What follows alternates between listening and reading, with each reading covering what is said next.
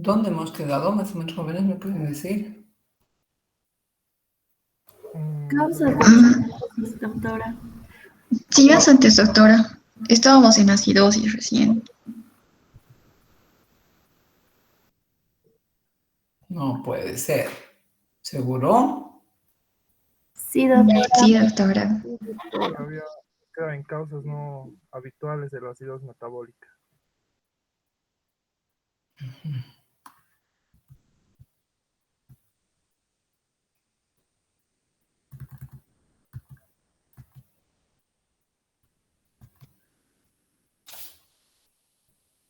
No hemos avanzado casi nada con ustedes, porque pues, ¿qué pasó? No me acuerdo. No he terminado. Es que justo suspendimos una clase, doctora. Entonces ahí nos atrasamos. Bueno, entonces, a ver.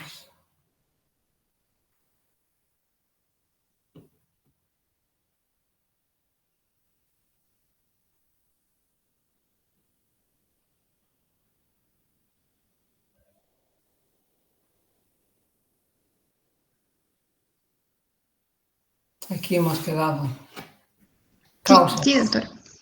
Bueno, entonces, dentro de las causas habituales de acidosis metabólica tenemos por retención de iones de hidrógeno con ion GAP elevado. Habitualmente estas se ven en todas las acidosis metabólicas de tipo función renal, tanto aguda como crónica, por disminución en la eliminación de iones hidrógeno, sobre todo. También podemos ver este tipo de acidosis metabólica con anión GAP elevado en el shock por metabolismo anaeróbico con acumulación de ácido láctico. En la diabetes, que son cuadros muy frecuentes que vemos en forma muy habitual con la retención de iones hidrógeno y acetoacético.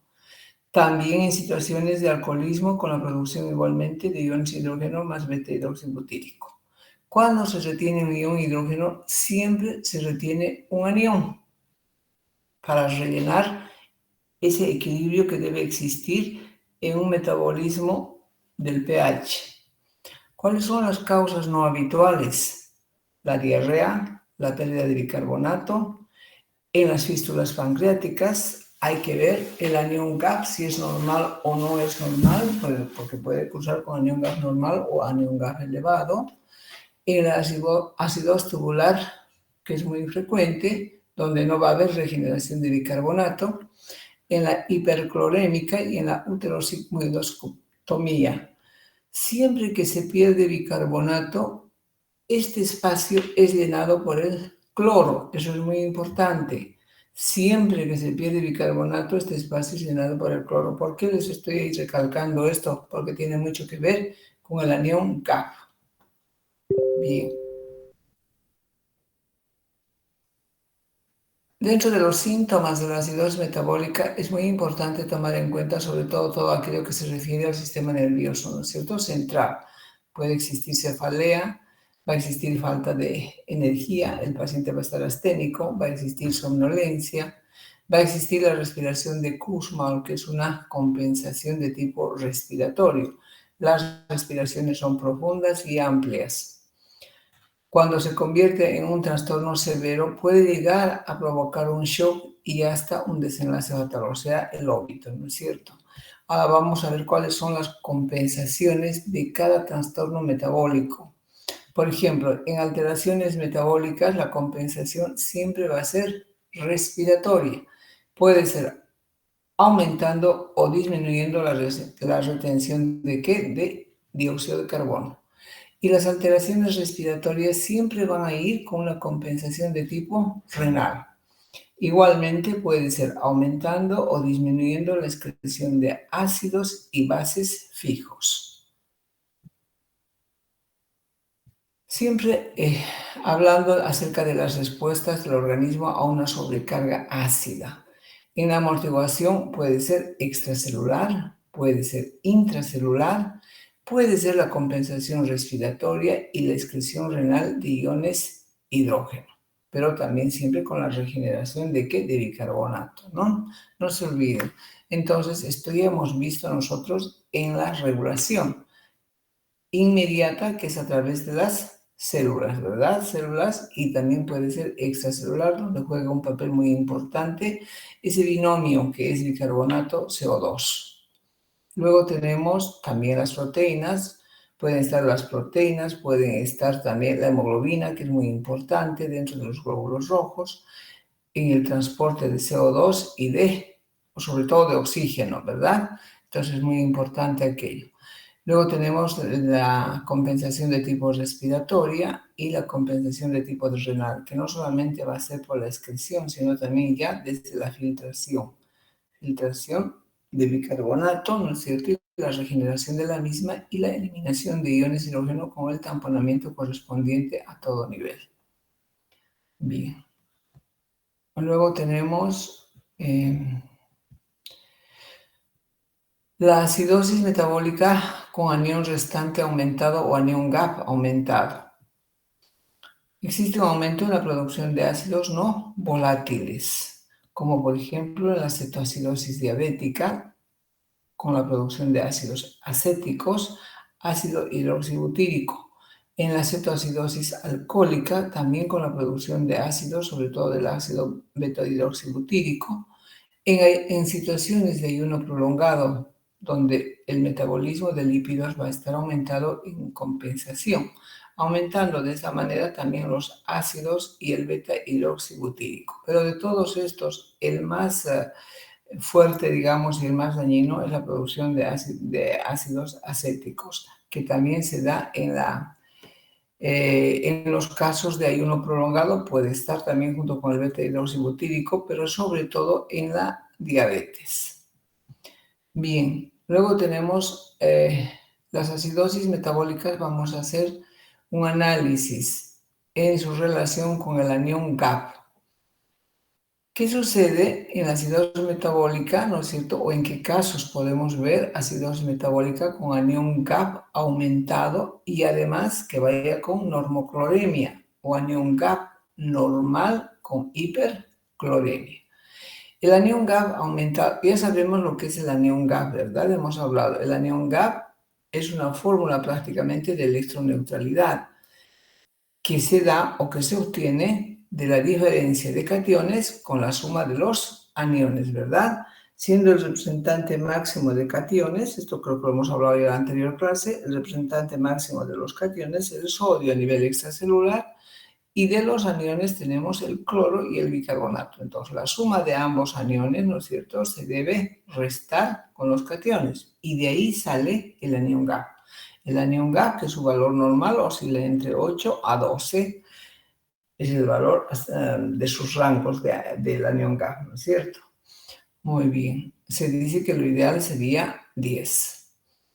El anión GAP aumentado entonces con normocloremia en la cetoacidosis cetonúrica con cetonemia. ¿En qué casos? En la diabética, en la alcohólica y en el ayuno, como hemos analizado anteriormente. Luego tenemos que también se va a ver entonces acidosis metabólica con anión GAP aumentado en casos de acidosis láctica, donde obviamente va a haber una historia clínica bastante preponderante que nos va a hacer referencia a la producción de lactato. Luego tenemos la acidosis metabólica, estoy reiterando para que se les grabe, acidosis metabólica con anión GAP aumentado normoclorémica en la insuficiencia renal con un clearance de creatinina menos de 20 L por minuto, casi ya llegando a la terminal, ¿verdad? Y luego en la utilización de tóxicos, por ejemplo, ¿qué tipo de tóxicos? Todos los alcoholes, el etanol, el metanol, el etilenglicol, y luego también los salicilatos, sobre todo la aspirina, el ácido acetil salicílico y también el formaldehído.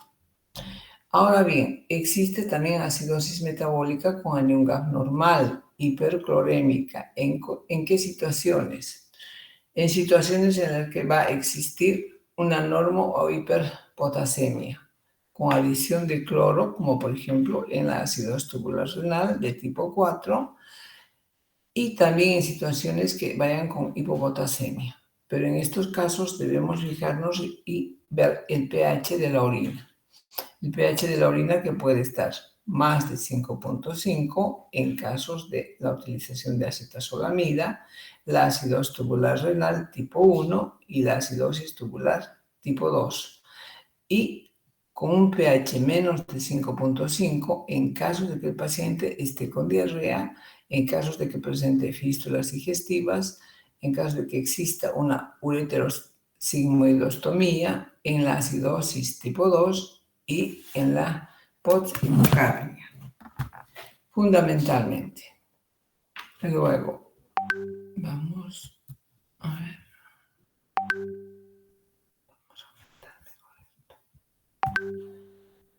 En la acidosis metabólica, entonces, con anión GAP aumentado o anión restante, que es lo mismo, por disminución en la excreción de ácidos, como en la insuficiencia renal aguda o injuria renal aguda, y en la insuficiencia renal crónica o enfermedad renal crónica.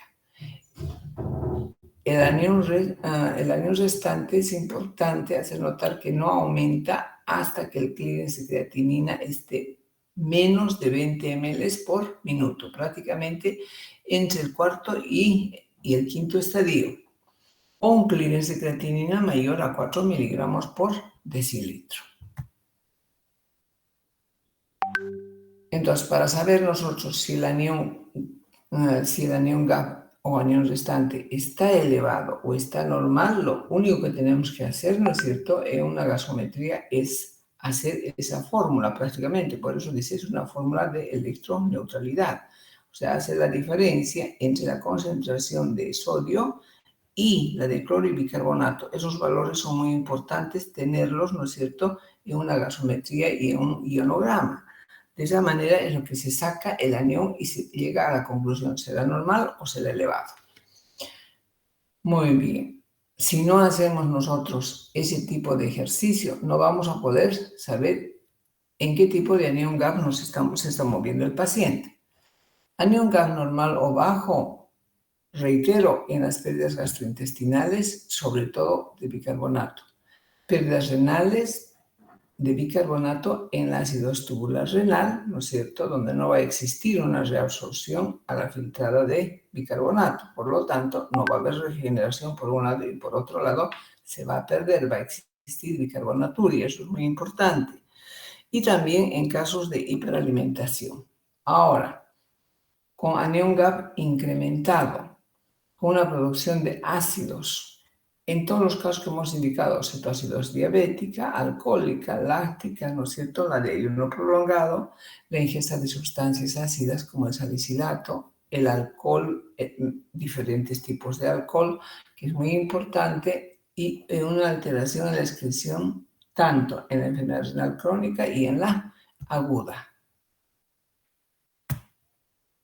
Bien, bueno, esta es una escala del pH, ¿no es cierto?, que indica los diferentes tipos de alimentos, los que más se relacionan con la alimentación y que debemos orientar. Los médicos debemos saber qué tipo de alimentos en qué pH se manejan. Entonces es muy importante. Es un cuadrito bastante ilustrativo. Muy bien. Luego tenemos la acidosis metabólica en cuanto a su cuadro clínico, que también ya lo hemos dicho. Existe una alteración bastante profunda, ¿no es cierto?, y muy amplia, que es la enfermedad de respiración de Kussmaul. Luego tenemos alteraciones también en la contractilidad que pueden producir una insuficiencia cardíaca, hipotensión, taquicardia, edema pulmonar se puede llegar a presentar. El sistema nervioso central va a estar bastante alterado, con un paciente confundido, con estupor, llegando muchas veces al coma. En su fisiopatología, sobre todo esto se refiere a la fisiopatología de respuesta compensadora, ¿no es cierto? Amortiguadores extracelulares, intracelulares, aquí están los buffers corporales, hemos dicho el binomio bicarbonato-PCO2. Luego tenemos los amortiguadores intracelulares, donde el exceso de iones de hidrógeno va a ser captado o donado de acuerdo al requerimiento en ese momento del paciente. La compensación respiratoria, que se sucede a este accionar de los buffers, que son inmediatos en su acción en segundos, viene la compensación respiratoria, que se va a presentar en minutos, ¿no es cierto?, y que se satura fácilmente. Cuando ya el CO2 está en un nivel bastante aceptable, se satura rápidamente, entonces no va a poder seguir compensando prácticamente. ¿Y quién le va a seguir en esa compensación? Va a ser el renal, con sus diferentes funciones: filtración, reabsorción y excreción. A los 3 niveles va a compensar. El laboratorio es muy importante tomar en cuenta la gasometría, ¿no es cierto? En una acidosis el bicarbonato va a estar venido abajo, por eso es acidosis metabólica. Si ustedes se acuerdan, cuando hemos hablado del pH, de la fórmula de Hasselbalch, ¿no es cierto? Hemos indicado que existe el numerador y el denominador, refiriéndonos al pH. Siempre en el denominador, ¿quién está? Perdón, en el numerador, el bicarbonato. Y eso nos habla de trastornos metabólicos. Y en el denominador siempre está la concentración parcial de CO2. Y siempre nos habla eso de trastornos respiratorios. Ahora bien, el pH es directamente proporcional al bicarbonato. En cambio, el pH es inversamente proporcional a la concentración de PCO2. Entonces, en la acidosis metabólica vamos a ir a poner en práctica esto lo que hemos dicho que es directamente proporcional. pH va a estar venido abajo, por lo tanto el bicarbonato va a estar bajo. ¿Quién es el que va a compensar siempre los trastornos metabólicos? Hemos dicho el respiratorio, que también va a bajar para seguir, no contrarrestando, sino para ir mejorando ese cuadro de acidosis. Va a bajar también la acidosis, en este caso respiratoria. Y el potasio va a aumentar. Hemos indicado que por el manejo a nivel tubular distal, ¿no es cierto?, en el manejo de reabsorción y secreción, la reabsorción de potasio va a estar conservada, por lo tanto va a estar elevada en estos casos. No se va a secretar tanto a nivel distal, sino más bien se va a retener. Entonces existe una elevación en casos de acidosis metabólica, lo que no sucede en las alcalosis, donde va a existir una hipocalemia. Estos son los parámetros, tanto de desviación, y vamos a ver la denominación. Además, el pH, si está mayor a 7,4 va a ser alcalemia, si está menor a 7,4 va a ser acidemia. La concentración parcial de CO2 mayor a 40, acidosis respiratoria, menor a 40, alcalosis respiratoria. El bicarbonato mayor a 24, alcalosis metabólica, menor a 24, acidosis metabólica. ¿Cuál será el tratamiento de la acidosis metabólica? Existen muchas tablas para hacer el tratamiento de la acidosis de estos cuadros metabólicos en general y vamos a considerar algunos parámetros. El tratamiento está reservado sobre todo cuando existe una severa acidemia, porque cuando es leve generalmente el organismo lo va a compensar. Ahora bien, en base al anión GAP, determinar si es con anión GAP elevado o normal. Para eso ya sabemos que tenemos que resolver, ¿verdad? Si está elevado, determinar si el anión ácido es metabolizable o no metabolizable. Los ácidos metabolizables son el ácido láctico, el hidroxibutírico y el acético o acetato también. Bueno, los ácidos no metabolizables son, por ejemplo, los diferentes tipos de derivados del alcohol, el metanol, el etilenglicol, y también está el ácido acetil salicílico, que son altamente tóxicos. Si el anión GAP es normal, debemos determinar si es de causa renal o extrarrenal. En el tratamiento de la acidosis, ¿cómo estimar el déficit de bicarbonato? Por ejemplo, si un paciente de 70 kilos presenta un bicarbonato de 5 miliequivalentes, que vamos a tomar en cuenta el volumen extracelular. Nosotros sabemos que el volumen extracelular es el 20% del peso corporal. Entonces, el agua corporal total para este paciente de 70 es 14 litros. El déficit de bicarbonato en este momento del paciente hemos dicho que es de 5. Por lo tanto, se toma en cuenta acá para sacar 24, que es el parámetro normal de la concentración de bicarbonato, menos lo que presenta el paciente. Entonces, eso nos da 15 miliequivalentes. ¿Cómo se saca el déficit total de bicarbonato? 15 por 14. Entonces, o sea, 15, que es el resultado del bicarbonato en ese momento, por 14 litros del agua corporal total. 210 miliequivalentes. Esto, a razón de hacer una reposición, se dobla. Por lo tanto, el déficit calculado es de 420 miliequivalentes, contenidos en 420 ml de solución molar. ¿Qué quiere decir? Que para reponer el bicarbonato se debe tomar en cuenta que un miliequivalente es igual a un ml. Por lo tanto, si tenemos que reponer 420, pues tenemos que tener 420 de ml de solución molar, en las cuales vamos a poner, ¿qué cosa? 420 miliequivalentes de bicarbonato. Bien. En cuanto a la alcalosis metabólica, debemos analizar si esta cursará sin insuficiencia renal o con insuficiencia renal. Siempre acá es bueno aclarar, sin insuficiencia renal dice con un clearance mayor a 15 este cuadro, ¿verdad? Perdón, mayor a 25 ml por minuto. Sabemos que la enfermedad renal crónica tiene diferentes estadios y que ya desde el primer estadio, ¿no es cierto?, de 90 ml ya se habla. Por eso es primer estadio, que existiría ya un leve deterioro. Más aún si la persona está sobre los 40 años, porque a partir de los 40 años hemos indicado que todos perdemos un ml por año, ¿verdad? Entonces, sin insuficiencia renal, tenemos que considerar si el paciente está con hipovolemia o no cursa con hipovolemia. Si estaría con hipovolemia, se debe determinar el cloro en orina y analizar. Si el cloro está menos de 10 miliequivalentes por litro, debemos pensar que probablemente ese paciente ya esté presentando ¿qué cosa? Como causa desencadenante de su alcalosis metabólica, vómitos, que esté usando sonda nasogástrica o que esté usando diuréticos. Si el cloro está mayor a 20 miliequivalentes por litro, debemos pensar que el paciente está usando diuréticos, que estamos frente a diferentes síndromes de origen tubular, sobre todo el síndrome de Bartter, o que existe una depresión de magnesio.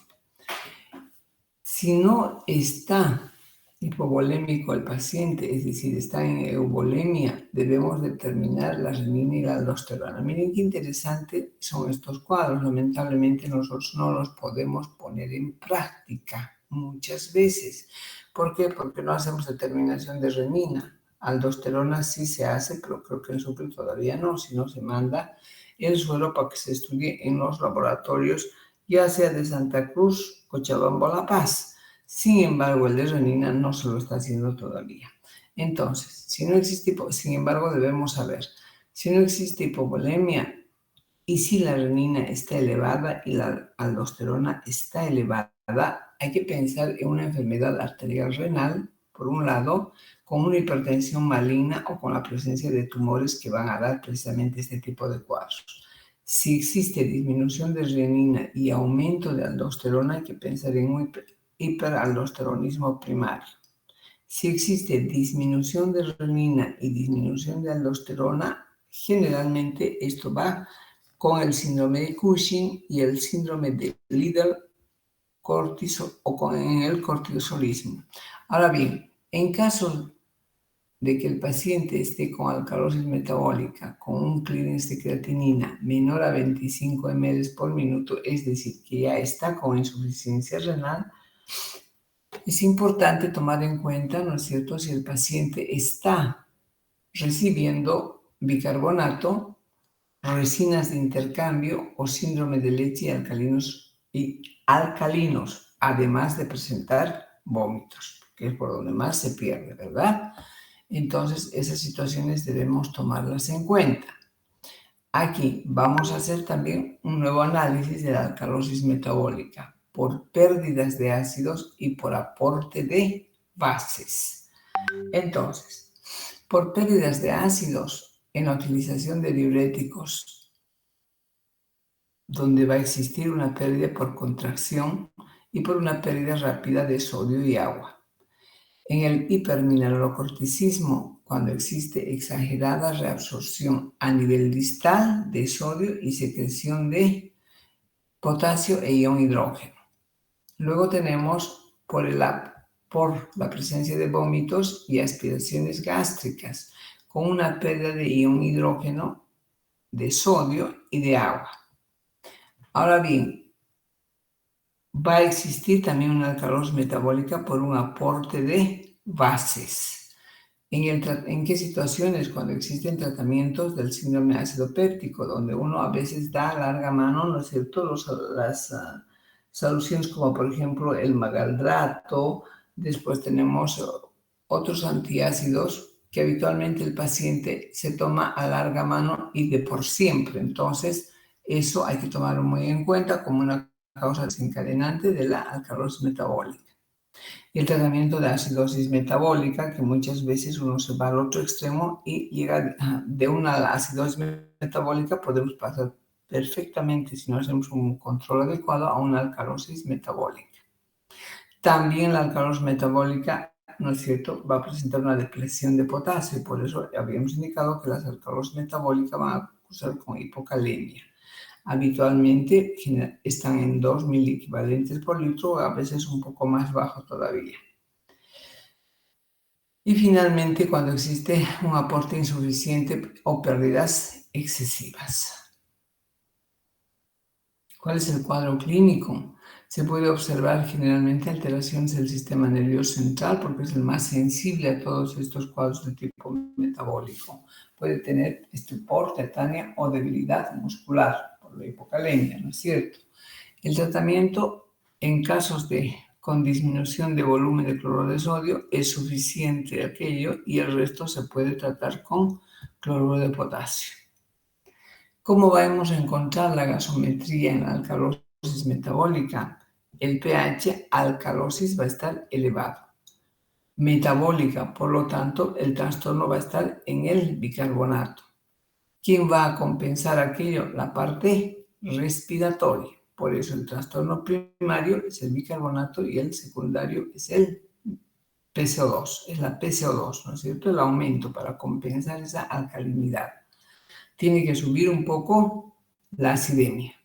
Entonces, la causa inicial, pérdida de ácidos en forma exagerada en la acidosis tubular distal a través del riñón. Y el factor de mantenimiento evita la eliminación de exceso de bicarbonatos con una disminución del líquido extracelular como en el hipermineralocorticismo. Bien. ¿Cuál será el tratamiento de la alcalosis metabólica? Generalmente este tipo de cuadros es bien tolerado. La alcalosis severa o sintomática, que ya presenta un pH bastante alterado, 7.6, por ejemplo, requeriría un tratamiento urgente. Vale indicar que el tipo de tratamientos que se realiza de estos cuadros metabólicos generalmente se realizan en terapia intensiva jóvenes. Entonces, tratamiento en pacientes con depresión de volumen. Está dirigido a corregir el déficit del líquido extracelular. Se debe administrar soluciones de cloruro de sodio. La garantía es incrementar la excreción de bicarbonato. Es debida primariamente a dos eventos que ocurren en los túbulos colectores, con una disminución de la reabsorción e incremento en la excreción de bicarbonato, donde además no hay regeneración, ¿no es cierto? No hay regeneración y se va al otro extremo. ¿Por qué? Porque se está perdiendo gran cantidad de bases. La represión del extracelular remueve el estímulo para la retención del sodio, por lo tanto, permite que menos bicarbonato sea reabsorbido. El incremento del suministro de cloro aumentará la concentración en el lumen tubular y esto va a crear un gradiente favorable para que el cloro ingrese a las células, permitiendo un incremento en la secreción de bicarbonato vía intercambiador cloro-bicarbonato. La administración de cloruro de potasio en pacientes con hipocalemia va a contribuir sin duda a corregir la alcalosis y todo el síntoma que se presenta por la hipocalemia. Si nosotros entramos a analizar un poquito algo acerca de la acidosis respiratoria, vamos a ver que en la acidosis respiratoria la acidosis respiratoria se va a presentar porque existe una disminución de la ventilación alveolar. ¿En qué situaciones se va a ver esto? Cuando existe un EPOC, que es la enfermedad obstructiva crónica pulmonar, el edema agudo de pulmón, la obstrucción aguda de la vía aérea o la utilización de sobredosis de drogas depresoras del sistema nervioso central o de la motilidad muscular torácica, por ejemplo, cuando se utiliza el curare o la succinilcolina. Muy bien. En acidosis respiratoria aguda se va a presentar una disminución brusca del pH y va a aumentar levemente el bicarbonato, el que se hace más notorio durante la acidosis crónica. Porque entonces puede existir en esos dos cuadros, ¿no? Aguda y crónica. ¿Cuál es la clínica de la acidosis respiratoria? Siempre van a depender uno de la magnitud y de la velocidad del aumento de la concentración parcial de CO2. ¿Cuáles son los síntomas y signos a nivel del sistema nervioso central? Somnolencia, confusión, coma, va a existir cierta rubicundez, inyección conjuntival, sudoración, edema de papila. ¿Qué vamos a encontrar en el laboratorio? Un aumento de la presión parcial del CO2 con una disminución del pH y aumento del bicarbonato en forma compensatoria, porque es un trastorno respiratorio, por lo tanto va a compensar el renal. El tratamiento va a estar dirigido a la causa, a la insuficiencia respiratoria en este caso. Entonces, las causas de la alcalosis respiratoria, vamos a ver acá la hipoxia, las enfermedades del sistema nervioso y otras. En caso de hipoxia, se va a presentar en este tipo de cuadros, en el EPOC, en el TEP, en el edema agudo de pulmón, en el asma, ejercicios y también en casos de neumonía. Bien, esto ya saben ustedes, ¿no? Enfermedad pulmonar obstructiva crónica, el tromboembolismo pulmonar, el edema agudo de pulmón. Bueno, en enfermedades del sistema nervioso central, como en los accidentes cerebrovasculares, en los tumores, en las meningoencefalitis y en los traumatismos encefalocraneanos. ¿Cuáles son otras causas de alcalosis respiratoria? Tenemos la psicógena, puede ser una causa. Otro, cuando el paciente está recibiendo una asistencia respiratoria mecánica, en casos de fiebre, en la utilización de salicilatos, en casos de tirotoxicosis, en cirrosis hepática, sepsis y también en el embarazo se puede presentar alcalosis respiratoria. La sintomatología es muy importante porque existen siempre trastornos en el sistema nervioso central. Va a existir irritabilidad neuromuscular, parestesias, tetania.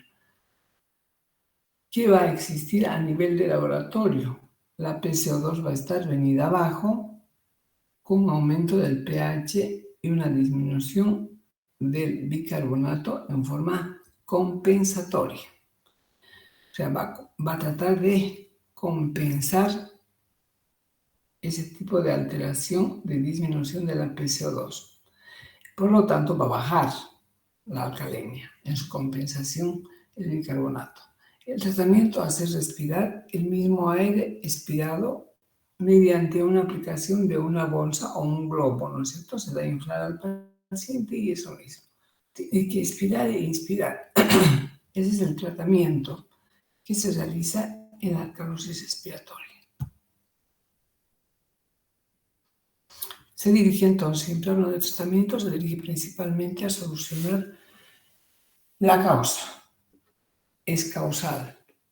El tratamiento emergente nos indica a menos que el pH esté demasiado alto, mayor a 7,5.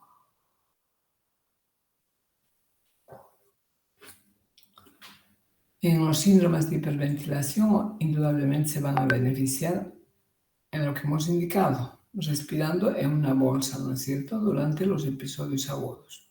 Ahora bien, Se puede utilizar también sustancias sedativas que se van a reservar para pacientes que no respondan a un tratamiento conservador.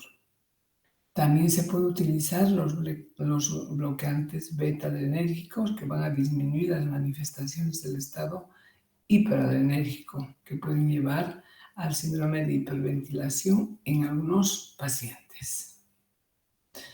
Y este es el tratamiento más sencillo de la alcalosis respiratoria. Bien. ¿Se puede presentar trastornos mixtos en el equilibrio ácido-base? Claro que sí. Más difíciles de llegar al diagnóstico, sin duda. Sin embargo, es importante que sepamos que sí se puede presentar. Y uno de los casos más ejemplarizadores de esta situación es la acetoacidosis diabética, que además estos pacientes se podrían complicar con una neumonía. Entonces van a presentar una alcalosis respiratoria por la hiperventilación o también pueden presentar una acidosis respiratoria por hipoventilación ya en forma asociada sobre una cetoacidosis diabética. Ahora bien, el cálculo de la brecha aniónica o el anión gap o el anión restante, ¿no es cierto?, se obtiene, hemos indicado, de la diferenciación de los cationes con la suma de los aniones. Ahora bien, ¿cuál es el valor normal de esta brecha aniónica? Es de 8 a 12. Muy bien. Entonces, la brecha aniónica, si a una acidosis metabólica con un pH bajo, ¿no es cierto?, donde el bicarbonato va a estar bajo, se le superpone una alcalosis metabólica, con la concentración de bicarbonato está elevada. Entonces, es muy importante para hacer el diagnóstico de estos trastornos metabólicos, tanto en lo que se refiere a acidosis y alcalosis metabólica como acidosis y alcalosis respiratoria, es importante tomar en cuenta siempre el factor desencadenante, que es lo que llevó a ese proceso. Y dos, como antecedente importante, y dos, realizar un buen estudio laboratorial. Sin olvidarnos obviamente de la analítica sanguínea, porque en la analítica sanguínea vamos a averiguar nosotros cómo es el paciente, si además está anémico, si además está hiperglucémico, si además está ya con deterioro de la función renal, por lo tanto con ASO2 elevados. Todos esos datos nos van a interesar, más el ionograma, porque el ionograma nos indicará cómo está el sodio para sacar, por ejemplo, el anión gap, que es importante la concentración de sodio, nos indicará, por ejemplo, cómo va a estar la concentración de bicarbonato, de potasio. Y luego ya los gases en sangre, ¿no es cierto? El pH, el valor de bicarbonato y la concentración parcial de CO2. Y con eso hemos terminado el cuadro de trastornos ácido-base. El examen, jóvenes, es hasta aquí y el examen es mañana a las 5. No se preocupen, para este grupo ya está dado el permiso, me imagino, y creo que la doctora me indicó que había conversado ya con ustedes, ¿verdad? Sí, doctora, ya nos comunicó que vamos a reemplazar la clase y vamos a dar normal mañana a las 5 con usted.